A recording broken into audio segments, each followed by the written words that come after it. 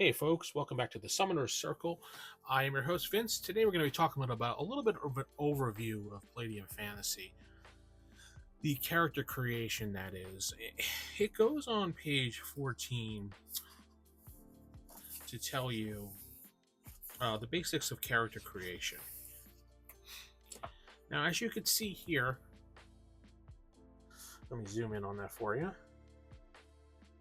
The basics are to create your step one, your attributes, then your hit points, then your STC, then you determine your psionic powers, race, and occupational class, and money, and stuff like that.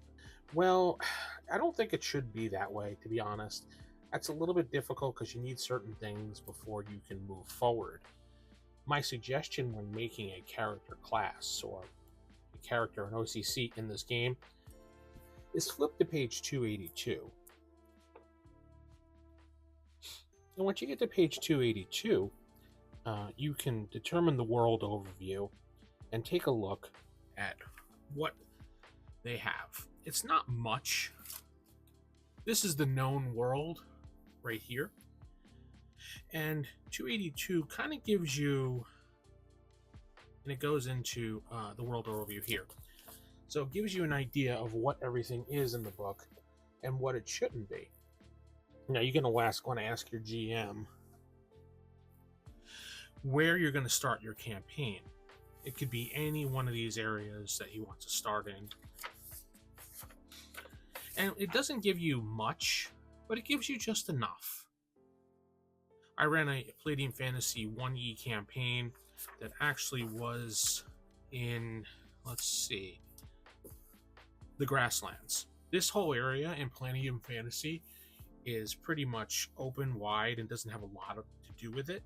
So I used that area as the base of my campaign and to move forward with things.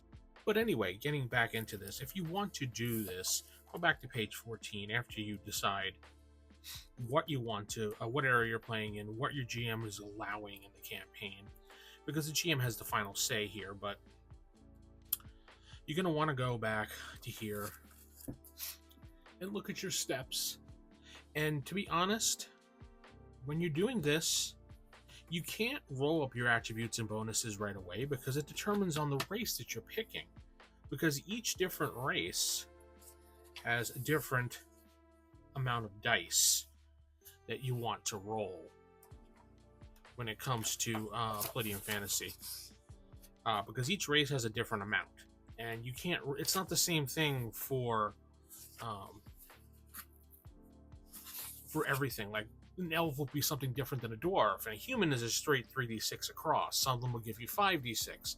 So you're going to pick your race, determine the dice you're going to do, roll your attributes, and then determine what your OCC is after you pick that.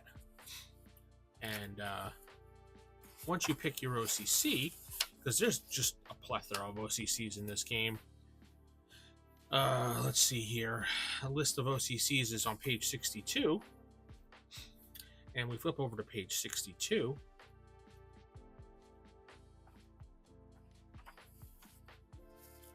And the list of OCCs are right here on page 62, in case you wanted to know. Palladium kind of spreads them out a little too much, which I didn't like, but we got our clergy, we got our men-at-arms, men of arms. I keep saying men-at-arms, He-Man, whatever. Optional classes that a lot of people don't play. Practitioners of magic, and your psychics. Then it goes on to explain which each one of them are and everything like that. So once you do that, and you determine your OCC, don't determine your hit points in STC just yet. You can if you really want to, but I'd write it with a pencil.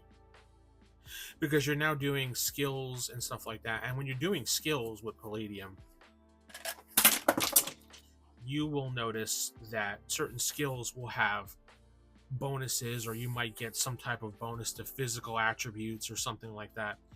So don't do everything just all at once. After you're done with that, then determine the background of your character. After you're done, the background is optional. It kind of gives you a little flavor of what to expect in a campaign for your character. But once you do all that, you should have a pretty solid character. And after a while of playing, you should have. It shouldn't take very long. I think the hardest part of rolling up a character in Palladium Fantasy is picking skills. That probably takes the longest of all things inside this game. Other than that, I mean, I've made characters within 20 to 30 minutes, but I also knew what I wanted ahead of time. Knew the class, knew the race, knew everything based on what the GM was playing. So, and I've helped people make a character, and sometimes they can make a character in a matter of a couple minutes. And I had one of my players who sat there and made a character for like an hour because they just really wanted to look around the book and talk about, what their character did, what type of spells they wanted. A lot of times with spells and stuff like that, I'll just let them do that on their own, pick that stuff on their own, and have it ready for the game. But there's quite a bit of depth in this game for character creation. Maybe we'll do a character creation video. I know there's a ton of them out there, so I don't know. If you want to see one or hear one, let me know. With that said, I'm going to head out. Hopefully you have a great day. Don't forget to check out Railguns and Dragons. That's my website.com. railgunsanddragons.com, or don't forget to like, subscribe if it's your first time here, and hopefully you enjoy Palladium Fantasy. I'll do more videos on fantasy as well as other Palladium books and how it ties into fantasy, because I want to keep this channel dedicated to just doing fantasy and how it ties into fantasy, but I also like the other Palladium books too, so you might see some more things on here. All right, I'm going to head out. Hopefully you have a great day, and thank you for stopping by.